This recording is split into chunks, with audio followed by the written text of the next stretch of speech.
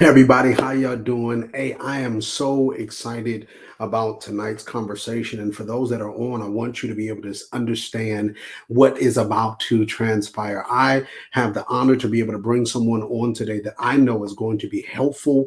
I have been able to be a part of or see this man's motion and the way that he loves people, the way that he helps people, the way that he impacts people. But I want you to be able to be involved in that. I believe behind any great man is also a great story. And for us to be able to be impactful, people don't only need to be able to know what we're doing out in the street, but sometimes we want to know about the person itself. So today we're going to have that time. But before we even jump into that, I want you to do me a favor. I want you to take some time and I want you to take some time and share this. Get this out to as many people as possible because you don't want to miss this conversation. So let's do this. I'm going to give you some time to do that, and we will be back right after this.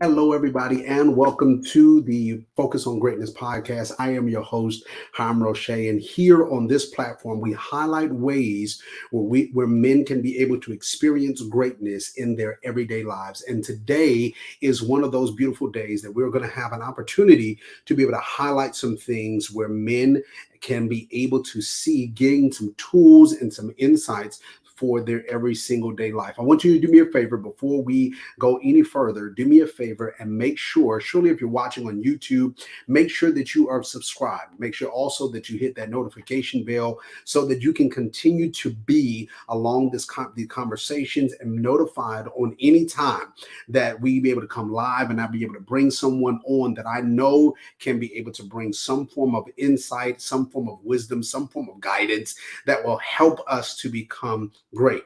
Also, do me a favor. If you are listening to this for the very first time and you have not been a part of the Greatness family, I want you to make sure that you have subscribed to the podcast. You can do that on Spotify. You can do it on Apple Podcasts, Anchor. You can do it on Google.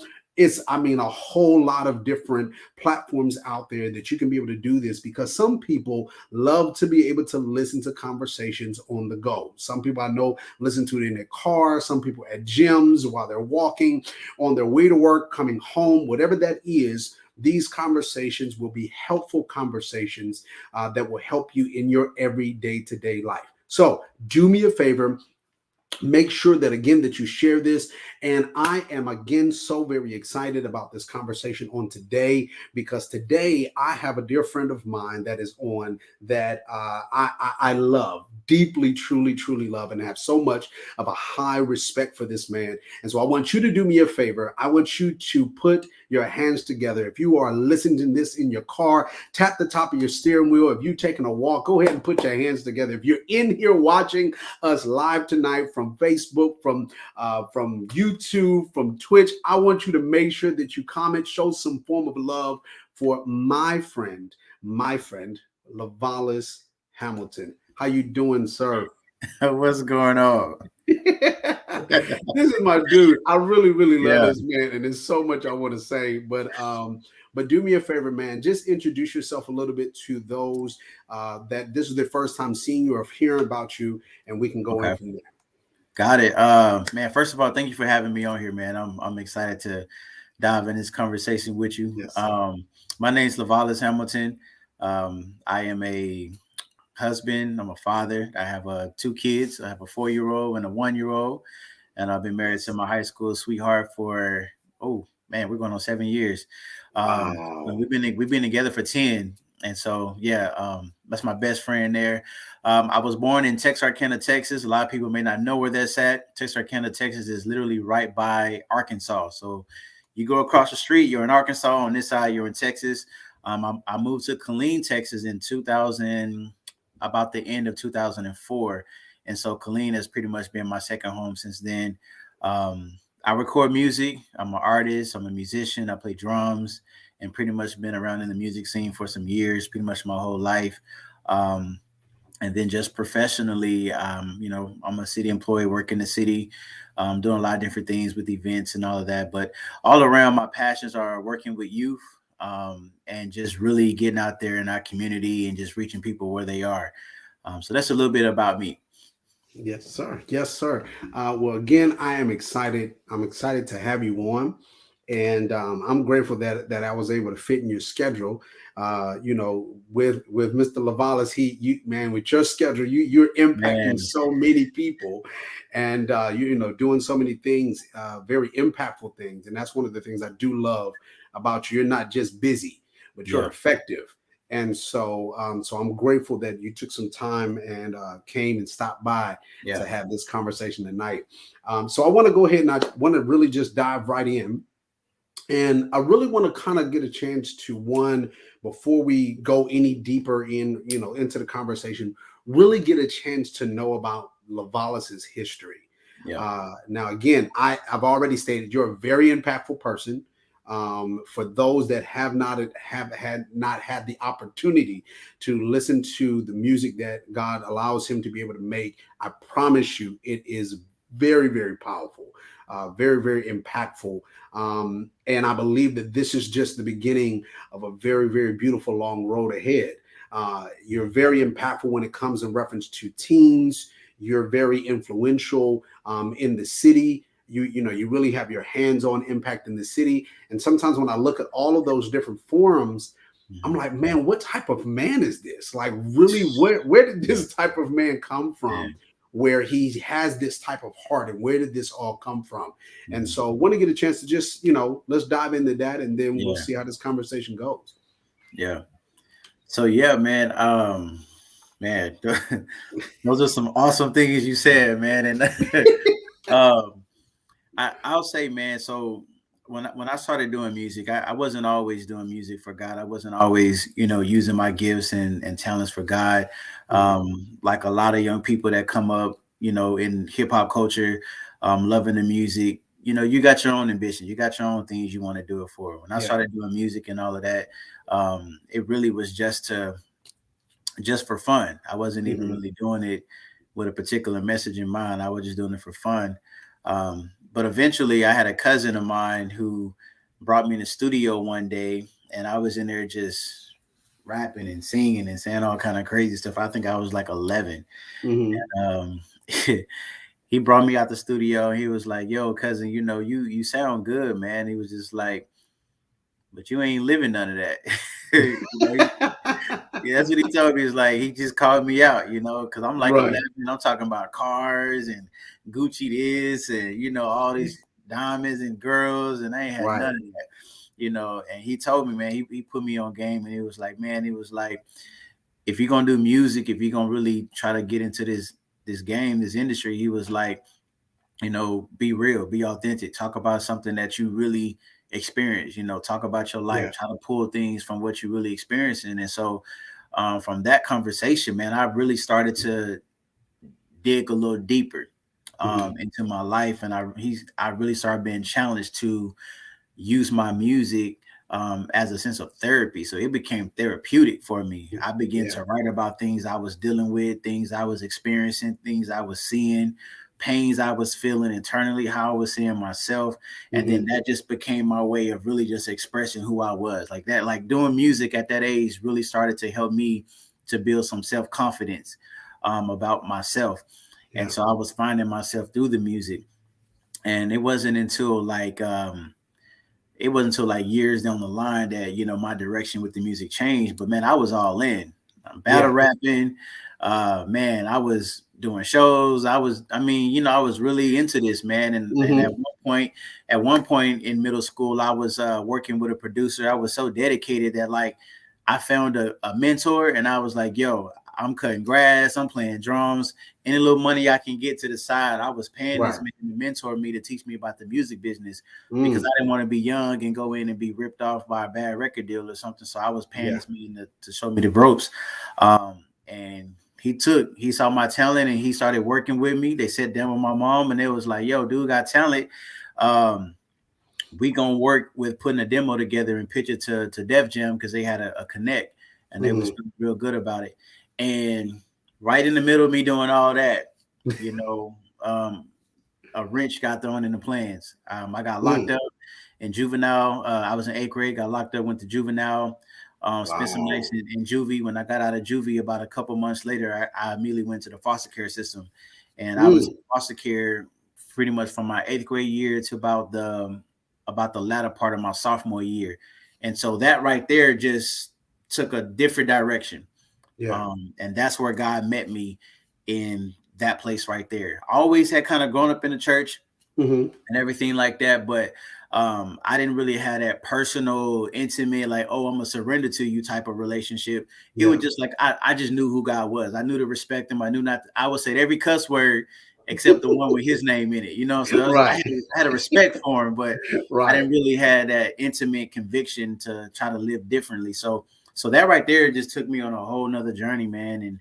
And I had many experiences being in the foster care system, strangers coming and ministering to me. Mm. Um, I'll share this one right here. I know you probably know because I share it a lot, but I think a big turning point for me was while I was still in the system. I was playing drums for a church, Hmm. and after we were done playing drums, or I was done playing drums, we all went to IHOP in Round Rock.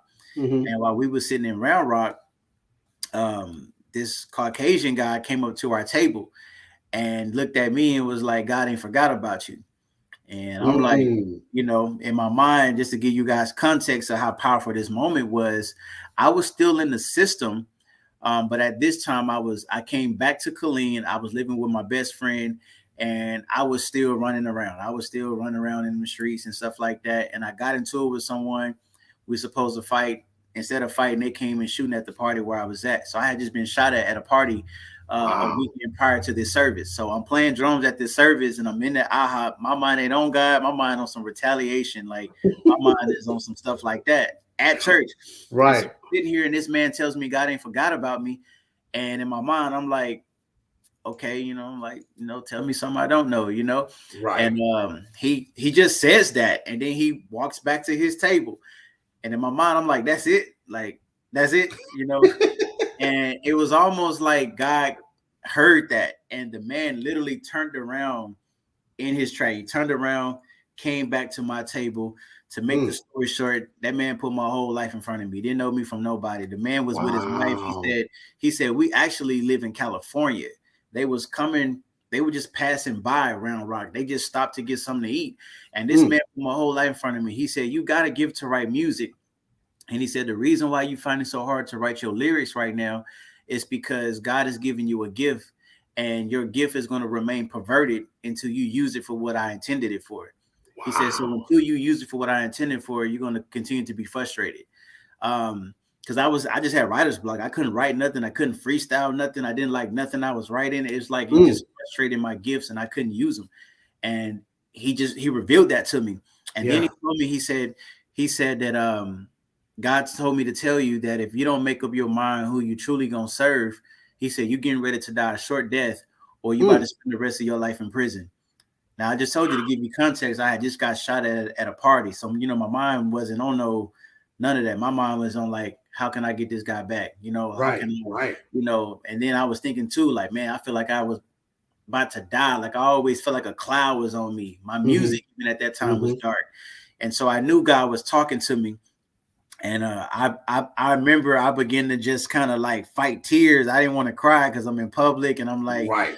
I Got didn't your I didn't peers want to do around you. all Yeah. that, you know, but I felt it. And in my mind, I felt like this man came to me strong. You know, he didn't Hmm. come to me on some, you know, God loves you. And no, he Right. came like strong. And in my mind, I was like, I said, man, God must be mad at me. Like he mad. Like, Mm. and the man literally answered me. Like he said, I'm not mad at you. He said, I love you.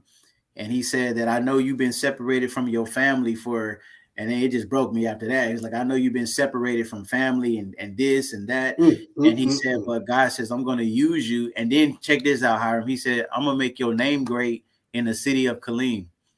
Now, I just said we was in Round Rock at IHOP. This man ain't even from Texas. This man from California. Don't know me from nobody. How you know I'm in Killeen? We in Round Wow. Rock, bro.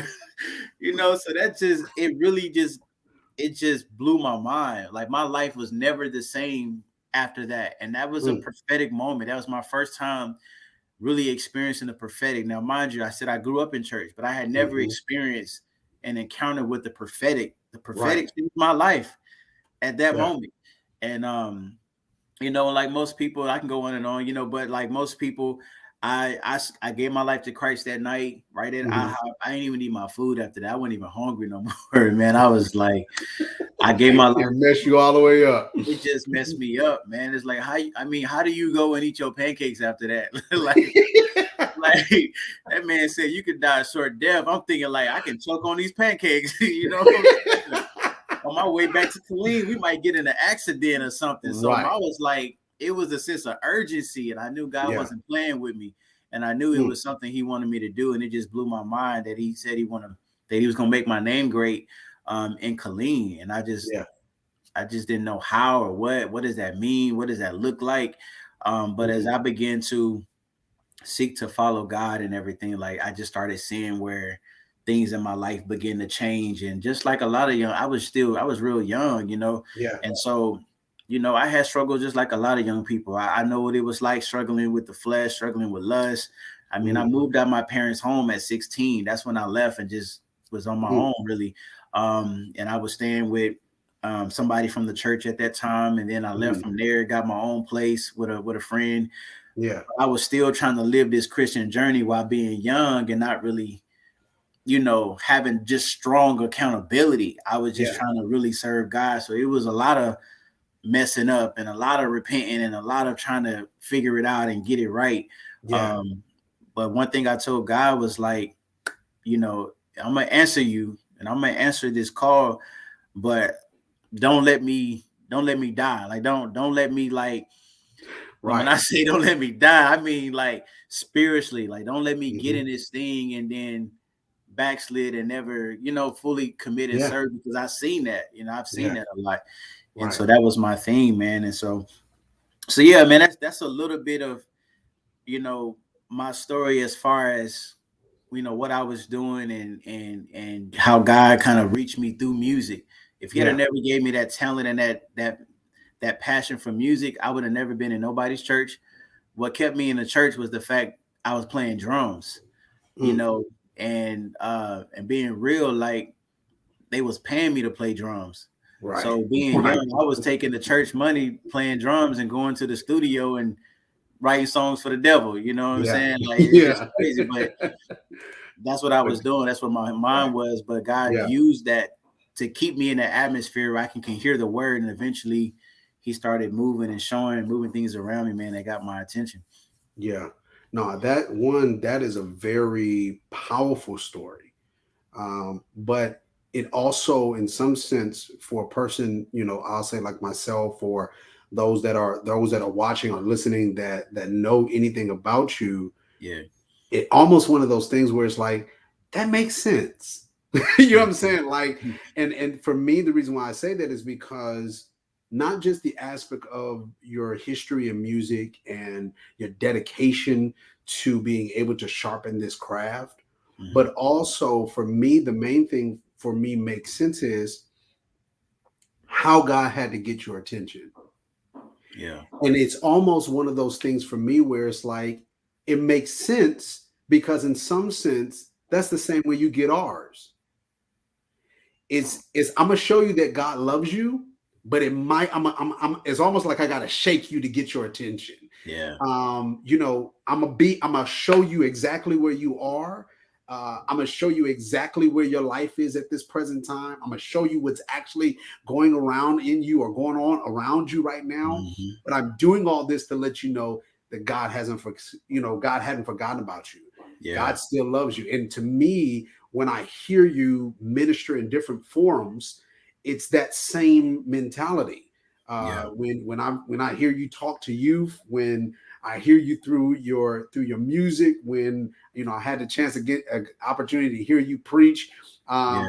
even when I got to hear you preach Yeah. before Colleen, Yeah. when you were doing the youth ministry, it was like it's the same urgency has been a part of what you do and the mantle that you carry, and Mm. I love it. I really, really do. And again, it's like one of those things, just listening to that portion of your story where it's like, Yeah.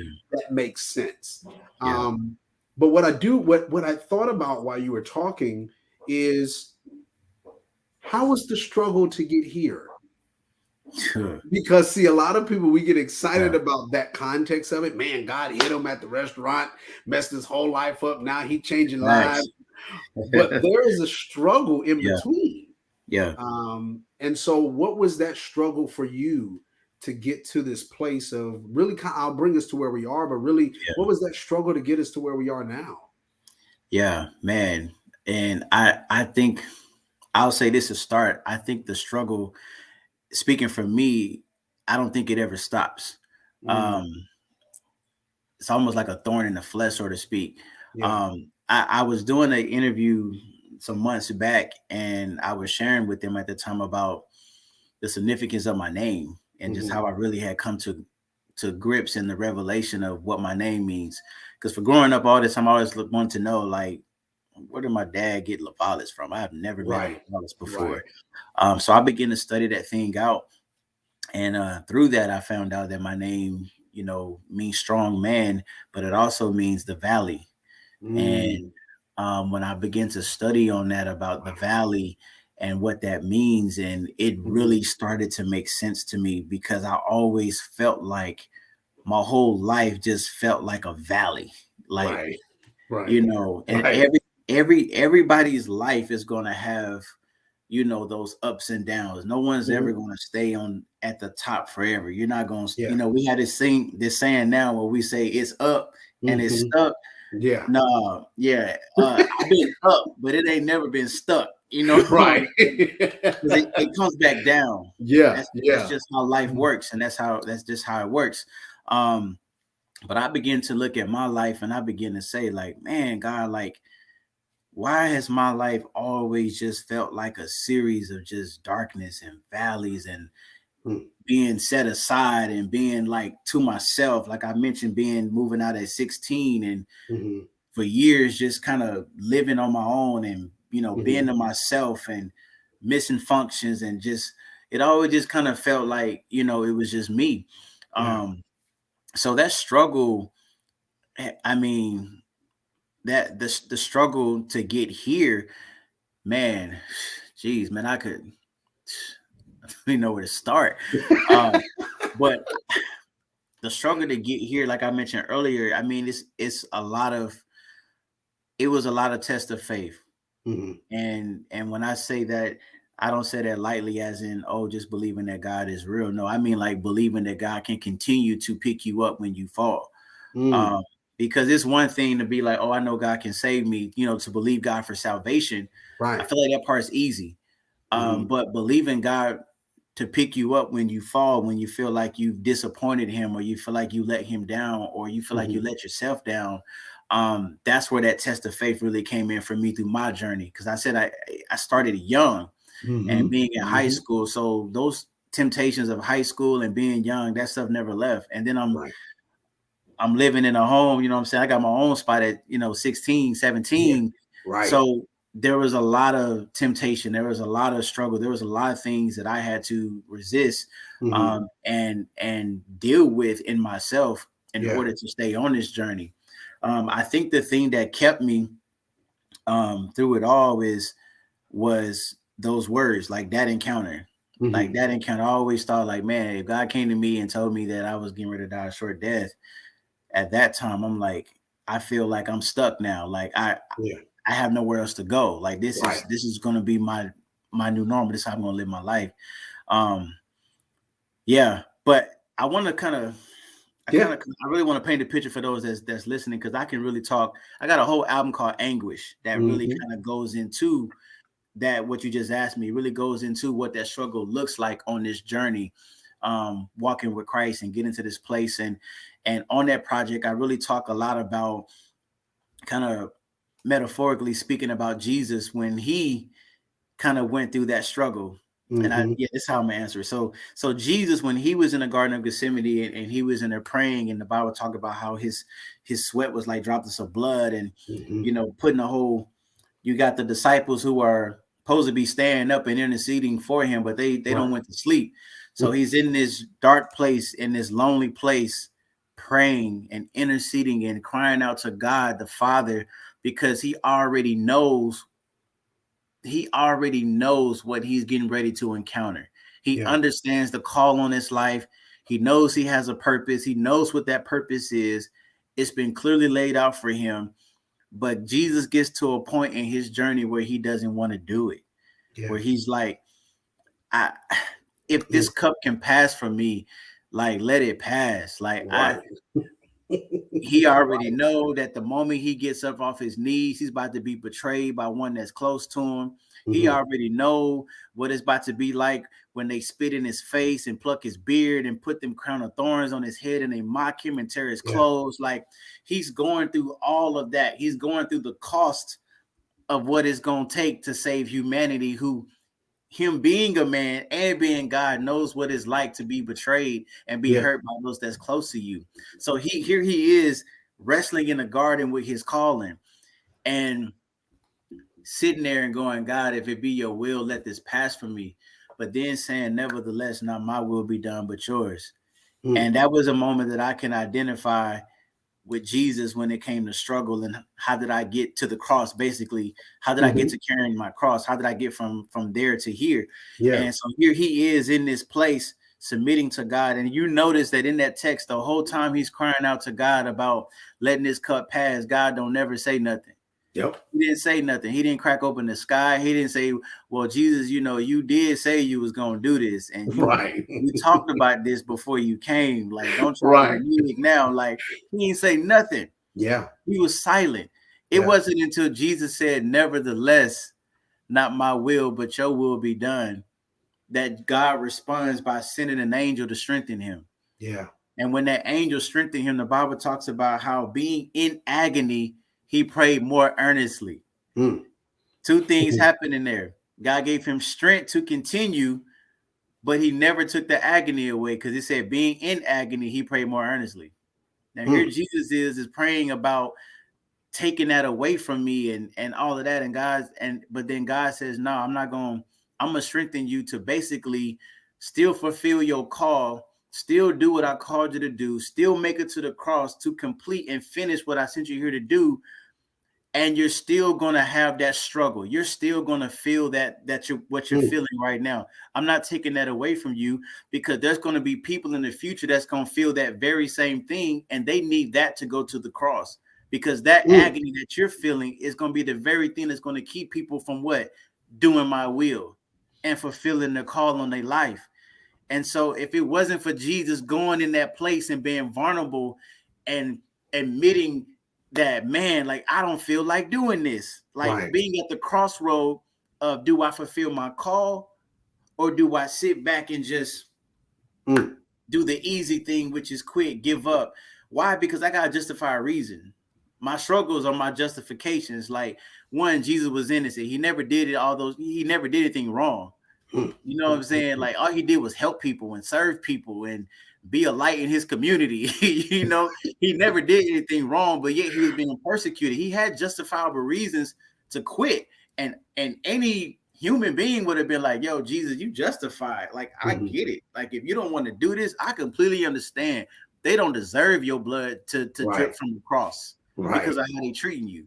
But Jesus also knew Mm. that it was gonna be some stuff we gonna deal with Yeah. that we can easily quit and be justified. Like, I'm out here trying to be a light in my community. I'm out here trying to serve in the church. I'm out Mm. here trying to be obedient and be submissive. Why I gotta deal with this? Why I gotta be persecuted? Why Yeah. I gotta be lied on? Why you gotta assassinate my character? You know what I'm saying? Like, what I Right. do? Yeah. But Jesus went through those things so that we can be strengthened to endure in spite of. Mm. So, Mm. Mm. so Mm. I think that's the best way for me to answer that, man, is that, like, is how did I get from, like, what was that struggle like? It was like that. Right. And my different struggles was, it was different things. It was, dealing with things that Mm. I experienced in the church that kind of set me back, Mhm.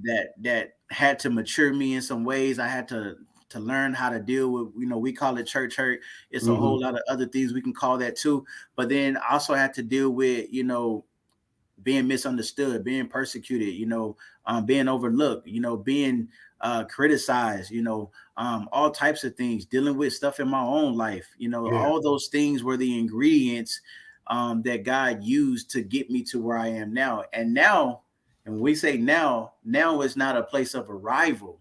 Right. You Right. know what I'm Right. saying? Like now is just kind of like how it was for Jesus. Like when Jesus got out that garden, he didn't immediately arrive to the cross. Yeah. Yeah. Yeah. So now it's just me accepting that those things that I go through in my life are things that God used to equip me to get to where I gotta go. Yeah. So now for me it's like doing projects like Anguish, trying to help Mhm. people understand that you're going to deal with these things, but I feel like God wants to use me in some form or fashion to help people to not die in the process, Mhm. because a lot of people do die in the process. A lot of people Right. do die in the journey. They don't make it out of the Garden of Gethsemane because they die there. Yeah. Um, Yeah. and Yeah. so, yeah, man, don't make me preach on here, man. Hey man, you ain't already started. Look, You ain't already don't, started don't, it, don't man. get me going, man. No, so I want y'all to do me a favor. All those that Yes, are sir. listening to this and watching this live, please throw some love in the chat. Throw some hearts, because I mean, even throw some fire, because this man is preaching. But what you're sharing is so truthful. I mean, we all have those Gethsemane moments Yeah. of where it's either our call, or we just gonna be like, no, I'm good. Like, Yeah. but the reality of it is yes, he had a choice. Yes, I'm grateful that he allowed us to be able to see this vulnerable moment in Jesus' life. It was a moment really where we saw him at his weakest. This, Yeah. this is really, even throughout the whole time in scripture, this is his weakest moment, but he allowed us to be able to see it, as well as he allowed, just like you pointed out, he allowed us to see that God didn't answer, Mhm. that God didn't say anything. But he also allowed us to be able to see that he made the choice to Mhm. accept it, and now we are able to reap the benefits of that choice that he Yeah. makes. And so I'm grateful that you have decided to make the choice, Mhm. knowing what this looks like, knowing what the pain of this is, knowing all of those things. But the beauty of every single part of that is that, for me, is that every whoop stripe that he took was a benefit for us. Yeah. Every portion of drops of blood that that hit that ground was a benefit for us. So even Mhm. though he went through the struggle, it is a benefit for us at Yeah. the end of the day. And so I'm grateful that you have chosen to go through the struggle for the benefit of the people, Yeah. because there will be, and there are people that are benefiting Mhm. from what you are going through, what you have been through, the wounds that you, and the scars that you have, the things that you have healed from. Mhm. We are learning and being able to be benefited Yeah. from that aspect. And so, for those that are listening, I hope and pray that you hear this. Even for you, you might be in the same moment. You might be in a moment where you're going through, where you're struggling, where you feel like you're at a point of where you have to make a decision. Is either I'm gonna go all in, knowing what this looks like, or I'm gonna go the easier route. And the reality is, the easier route doesn't help. It, not per se that it doesn't help you, it doesn't benefit the actual call for the Yeah. people that it's supposed to be for. And Yeah. so this is an encouragement that it's worth it. Yeah. It's worth it. Not, it might hurt, but it's worth it. And Yeah. so, so again, I'm thankful, thankful, man, for you sharing that. I do want to ask a question, because you have a heart for the people in a way that I believe is so transforming. And what I mean by that is, you hear sometimes that people say, "Oh man, I have a heart for people," but their heart might be limited. It Mhm. might be for a category or a group of individuals, Yeah. that they have a heart for. But I have seen your heart literally go leaps and bounds over boundaries. and being able to hit different categories of type of people. And the question that I have is, what in this season? Because this season, as we both know, is a different season than any Yeah. other season that we have all faced. But when this season, what have you been feeling that the people need? Yeah. That you've been able to share with them and minister to them through the things that you're going through. What are you feeling that the heartbeat of the people are at this time? Yeah. Man, I feel like people need healing. Mm, Um, Healing, man. And like a not on a surface level. I mean, like people's spirits are broken. yeah, Um, yeah, and yeah, and it's heavy. I mean, it's heavy. When I look into the church, and we say like this season is completely different, and this is not a particular congregation. I'm talking mhm, the whole entire body. Like right, it's almost like the church has an injury, yeah, um, and we're still trying to go on, and we're still trying to reactivate that same or that old feeling, or mhm, how it mhm, is when you're an older person and you used to be really good and really fast at a right, sport, and then you try hmm to hop out there and you in your mind and in your heart you still that young high school fast student that can run, but your hmm body is not in that place. yeah, Yeah, I feel like that's kind of where it is with the church, kind of mm, metaphorically speaking, where yeah, in our hearts we see what we can be and we feel it and we know it, but the body yeah, is not in a place to be able to produce that type of result. yeah, And that's because we have suffered some blows, and we've had some prolonged injuries that have mm, not really healed, yeah, but yet we're still trying to go on. And I think that now God, through the pandemic, through all these type of other things happening in the world, God has slowed things down yeah, and postponed and delayed the world around us so that we can heal, yeah, so that we can yeah, really deal with things that we haven't dealt with, so that we hmm can have conversations that we're not having, yeah, because we've gotten so used to getting that high from external experiences that we don't yeah, really take the time to dig deep. So now hmm you see where people are starting to talk more about mental health and talk hmm more about being a Christian, but also doing life and yeah, what that looks like right, when you have a family and you trying to balance a 9 to 5, and and not being so spiritual that you don't hmm take time to think about financially investing. So if yeah, something happened to you, your kids and so now yeah, people are starting to wake up and see reality, and they starting to realize, man, I'm not that same little high school student, right, back right, athlete, and I can't. So I need to, like, my body got to catch up to where my hmm mind is, and I feel like that's kind of where we are spiritually, where God is just like, there's a lot of hurting people sitting in our churches. yeah, There's a lot of hurting leaders sitting in congregations that hmm haven't had time to heal. yeah, Um, and so I feel like that's what's happening. And even in the world, even those that are not necessarily subscribed to a religion or subscribed to a congregation, hmm there's still a lot of healing taking place. I mean, Black people, like, still trying to heal. yeah, You know, yeah, yeah, we had the George Floyd, we had the Breonna Taylors, we had all the social injustice, and though there hasn't been a big uproar recently, uh, hmm we haven't had a George Floyd, scenario yeah, here recently that's got national attention, but there's still communities and cities that are still dealing with the ramifications of social injustice that has incurred. There's a lot of right, healing. There's a yeah, lot of Blacks that are now struggling with prejudice, and you never mhm, struggled with that before. You right, get what I'm saying? Like, you've yeah, never known what that feels like, but social hmm injustice brought that to your door. So yeah, now that's a wrestling match. Now there's healing with that. I mean, there's so much that is happening. We're seeing kids fighting in schools more than we have before. mm, Man, we see, people shooting up in jobs and You know what I'm saying? Yeah.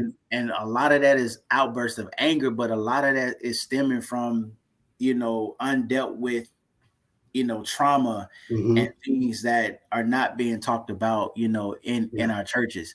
Yeah. And so I feel like, because healing is what people are needing, the desire for the people is for something authentic, for Hmm. something genuine, something Yeah. real, something that's not fabricated. Like, Yeah. you can no longer give people in this generation a band-aid for something that needs surgical attention. Right. And I think that's just where we are now, is people are just at that place where they're tired, they've Hmm. been beat up, Yep.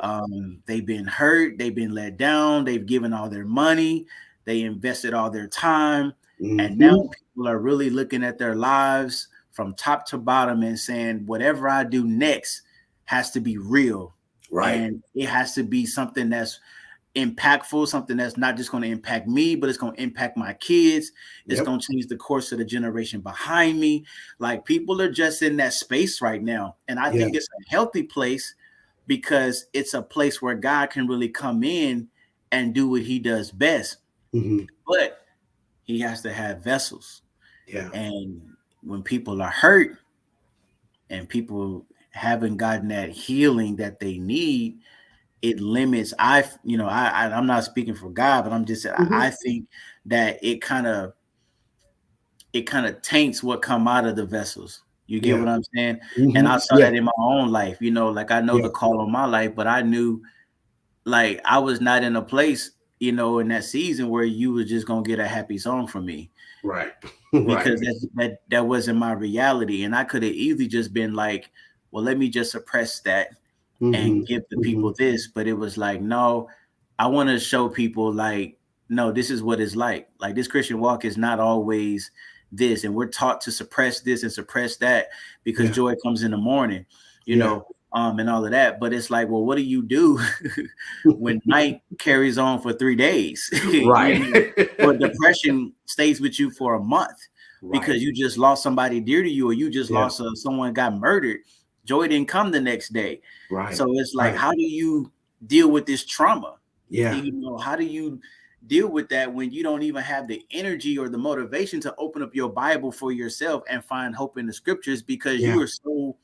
you dealing with trauma. Yep. So it's just like, I wanted to show people, through that project and through my music and through my experiences in that dark place of, this is what it looks like. It's a web. It's a mess. It's Yeah. nasty. It's dirty. It's dark. But some kind of way, in that darkness, God gonna find you. Hmm. Like, he gonna find you. He gonna Right. find you. He Yeah. gonna find you. And when he finds you, if you be honest with him, if you open up to him, he will start that healing process, man. But yeah, just to answer that question, I definitely know it's healing Yeah. and relationships, man. Just, so this is why this is good. Yeah. Because Yeah. when I did that project, I told God, I said, it's not a commercial album. It's not something you're gonna put in your car and you're just gonna get turned up to it. No, Hmm. it's something you gotta sit with. And I told God, I said, I wanted to have more conversations Yeah. about this topic. And so it's a blessing to be on your podcast today. Thank you, man. Talk about what we're talking about, because that's a result of a prayer that I prayed to God, was to Mm. be able to sit down and, like, let's dig into those things. So Yeah. No, I'm honored and thankful that you're here, because I do believe that we're in a moment, like you stated, where we need internal healing. And again, it's from the pulpit down. It's not just yeah, the congregational people, but it is from the pulpit down. And there is a different momentum that's moving right now. Just like you stated, it is a different momentum, and you do have a generation that is growing, of where they're saying, "I want the real or nothing." Like, either you gonna give me what this authentic thing looks like, or I'm gonna go over here and find it for myself. yeah, So I do believe that, and I believe that we are in a very interesting and a very important time in history. that Mhm. we get a chance to be able to be a part of. But like you stated, I do believe that we do have to have these type of conversations, because sometimes the reality is there's not a lot of people talking. Yeah. It's a lot of hurt, it's a lot of things that's happening, but like there's sometimes people just don't know how do they communicate their frustration. How do I communicate this when we've never had to before, Yeah. or when it wasn't okay to, when I'm dealing with depression, and but if I've said it in the past, history tells me we just gonna pray about it. But it's like, but Yeah. does that, I need something to help me Yeah. through these things. And so these Mhm. conversations are important. While you were talking, one of the things that I felt like I just really wanted to share or say is that the reality of it is, there is a season of night. There is a season of night, and there is Mhm. joy that does come in the morning. And Mhm. for whoever is listening, I really want y'all to be able to hear and understand this piece. The Mhm. way that joy comes in the morning is because at night I communicate it. Mhm. I have to have a moment of where I can release this Mhm. off of me. I can't carry this into the morning. Yeah. So there does has to be a moment where that vow of whatever my pain is, whatever my struggle is, whatever I'm actually going through has to be communicated for me Mhm. to then be able to experience the joy. The Mhm. joy comes because the release is gone. Mhm. So when I'm able to deal with my mental struggle, my depression, when I'm able to deal with these things that I'm going through, when I feel like I'm going, I got so much pressure around me, when I'm able to communicate these things to somebody that can say, hey man, this is what you might want to do. Yeah. Yeah, let's pray. But hey man, you going through something mental, I can't really speak to that. But hey, I Yeah. got a number, I can connect you with this therapist so we can Yeah. get this out of you. Yeah. And so we have a lot of people, like you said, in this season that they have just been bottling the pain and bottling Mhm. the anger, and seeing, like you said, now being Yeah. touched with this in a way that they haven't been touched before. So now you got people, like you stated, that didn't have no form of racial tension before. Now they Mhm. like, oh no, we all like, what? Where did this come from? Like Yeah. you ain't never been there. But it's a new environment. It's Yeah. a new environment, and we do have to look at this in a different lens to be able Yeah. to say, okay, God, how are we talking to these people? Yeah. How are we giving them that moment of just release, so that then we can be able to pour in? And so, again, I'm so thankful Yeah. for you. I thought about, as we went through this, and I'm gonna ask you one more question. But as we went through this, I thought about just the different areas and the different placements that you're in. And I said, man, it's beautiful. The areas that you're in are literally the places that you love to touch, or Mhm. literally where your calling is effective, Mhm. in so much of a dynamic way. Yeah. And I thought about it, I said, man, you literally do have a Joseph spirit.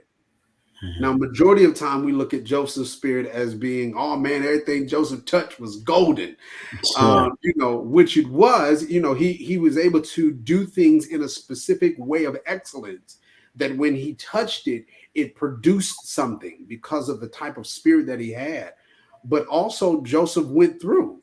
Joseph was a Mhm. man of struggle, but Mhm. Joseph was a man that was always in the trenches where the people were.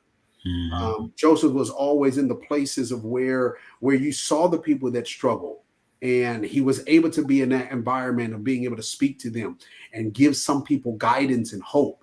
Yeah. You've seen him go through his personal struggles, as what majority of men probably would have failed Yeah.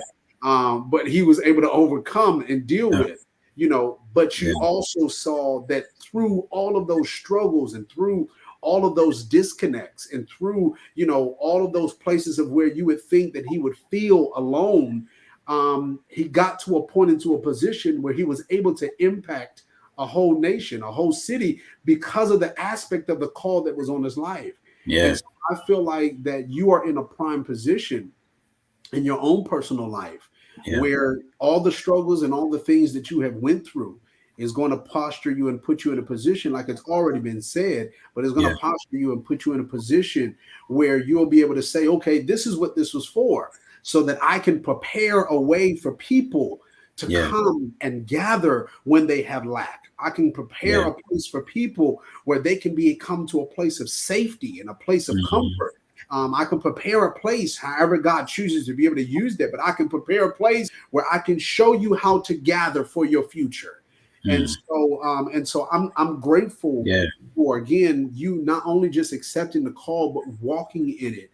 Yeah. Even when, even when I know that there was probably moments where you was like, forget it. Yeah. Even when I know that there's probably moments where you was like, man, listen, I'm out here doing this stuff by myself. People don't understand it. Yeah. I'm trying to figure this thing out. I hope I'm doing this right. All of Yeah. those different questions that I know that through your journey you have went through, but I'm grateful that you didn't stop. Yeah. I'm Yeah. grateful that you continued to go on. And so again, thank you, man, for being you. For Yeah. being you, man. Thank you truly for being you, man. You are someone that, even though we have an age flip, I'll say it that way. I ain't about to put myself out there. You said an Um, eight. but but I Good one. have so much of a high respect for you. I've always had. I've had so much of a high respect for you, and and in some sense, being very honest, I look up to you because you are truly a real man of God, and I appreciate the type of man that you are. And the reality is I love you, man, flaws and all, because Yeah. that makes you who you are. And so I'm thankful and grateful for the type of man that you are walking into, as well as the man that you are today. So Yeah. I'm grateful and thankful, man. So before I get teary eyed, let me go ahead and ask you this last question. This is a question that I make sure that I take the time to ask anybody that comes onto the platform, because I believe that this question is a very dynamic question for me, and it allows other people to be able to kind of think of this thought process differently. So the question is, what's greatness to you? When you look at or define greatness, what do you define that as? Mm. Greatness. What is greatness to me? Boy, that's loaded. But everybody that comes on, they say it, man. They Woo! say the same Why? thing, man. That's how you gonna do me, huh? Woo! Man, wow. Um, man, greatness is man. Okay, so the first thing that come to my mind is Mhm. maximize potential. Mm, When I think of greatness, no matter what lane it's in, I think of something or someone that has maximized their mm. potential. I love that. Someone that has um, sacrificed it, worked towards it, Mm, had like faith in God through it. But whatever it is, whatever God has given them, they have maximized it. yeah, They didn't leave nothing left in the cup. yeah, Um, yeah, they drunk everything in the cup that God put in that cup for them to drink, along with the suffering, whatever that is. I feel like if you maximize your potential, it's going to produce greatness. It has no choice yeah, but to produce greatness because yeah, I believe that God puts that potential of greatness in everybody. mhm, So everybody has a potential of greatness, yeah, but it only becomes greatness when they do something with it and maximize and use everything. You had asked me a question prior to coming on here, and mhm, about how you can keep me lifted and things like that, and mhm, I had said to you that um man, just the accountability, and I share with you how my life's goal, and I have mhm. many goals in life, but if I could summarize it all, like my goal in life is to literally like to die empty. Yeah, um yeah, I do not want to die with potential. yeah, I yeah, don't. Like, I feel like I was born with potential, but potential is not something God wants me to take to the grave. yeah, yeah, Potential is something that is almost like it's a seed, and it grows the more you you use it, the more you Mhm. hone in on it. But I don't believe that it's God's will that any of us die with potential, Yeah. Yeah. because it just goes against the laws of. I'm not a farmer, but it don't match with the seed and the harvest, because Yeah. every seed comes with potential to be whatever is in that seed. Yeah. That seed can't become what it's supposed to be unless it maximizes that potential that's inside of it. And so Mhm. if the seed's purpose is to be an apple or to be a watermelon, that if that seed dies before it turns into a fruit, it didn't fulfill its purpose. Yeah. Yeah. And so that's how I feel about our lives, that we all come in this world with potential to be this, potential to do this, and to do that. Mhm. Um, and it's up to us to determine what we're going to do. So yeah, so to answer that, man, I definitely, in order to, be great, we have to maximize our potential. Die empty. Yes, sir. Don't die with potential. Yes, sir. Yeah, Yes, sir. Yes, sir. Well, again, I'm thankful for you, man, and I'm thankful that you came on. I'm grateful that we had this conversation, yeah, and I don't believe that this is going to be the end. I believe that we're going to have some more great combos together, yeah, because we do have more work to do, and we got work to do. We have people that we are supposed to impact, and a yeah, lot of that is going to be through very great dialogue. yeah, And so allowing people to be able to get the freedom that they need through conversation and just opening up people's minds. And so again, I say yeah, thank you, man, for coming on. Thank you for being a yeah, part. For all those that are watching, I want to make sure, even if you are watching the recap, I want to make sure that you take advantage and go check out my boy's latest album that he dropped. You can go be able to see this, I believe, what, in Apple Music, everywhere, anywhere you like to get your music. everywhere you can get it, you can be able to Yeah, go get it. Go get it now. I promise you that this is a very impactful, power packed type of CD and album. I promise you, it's going to help you. I was listening to it and went to I almost start crying at track one. I was like, my man, God, I was almost crying with man, the man. I said, man. geez, dude, this is how you start something off right here. That's the Um, heart right now, man. yeah, man. And so Yeah, y'all want to make sure that y'all take advantage of it. For those that are listening on podcast or being able to watch it live, you can also be able to go to his website. The link is below. You can go to that, check out his website. Also, you can while you go there, you can be able to get his music from there as well. But make sure that y'all support my friend. Make sure that you again take advantage and listen to this, because one of the things I love about Levallois is that he creates music in the season that we're in to be able to help us in the season. You know, you have different artists that you'll hear their music, and it's one of those things that it's timeless, because no matter when you hear it, your life might be in that season. And he is one of those artists that gives us timeless messages through this gift of rap. And so I want you to make sure that you go check him out. For all my people that are on here that are watching live, also that are listening, I want to say thank y'all for coming on tonight. Thank you for being a part of this conversation.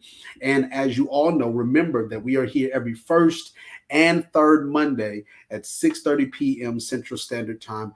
I love you all. Thank you again, my friend, for coming on and being a thank part of this you. conversation. And we'll see you next time. Talk to y'all later.